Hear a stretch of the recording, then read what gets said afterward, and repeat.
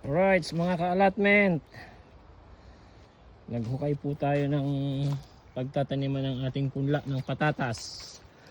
Ayan, red potato this year. Red potato. Ayan na. From Tesco, from Aldi, sorry. Pinatubo ko yung mga ugat. Red potato. Ayan po ang ating itatanim ngayong taon na to. Ayan na. Agwat-agwat lang para maganda ang tubo. Tamang agwat. Ayan. Lagay lang, paugatin lang yung potato.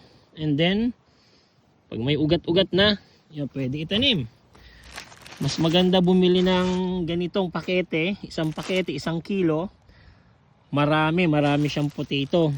Unlike dun sa nabibiling punla, mga ilang piraso lang. Mahal pa ang presyo. Ito, 1 pound 20. Mahigit 20 na piraso. May punla ka na. Ayan.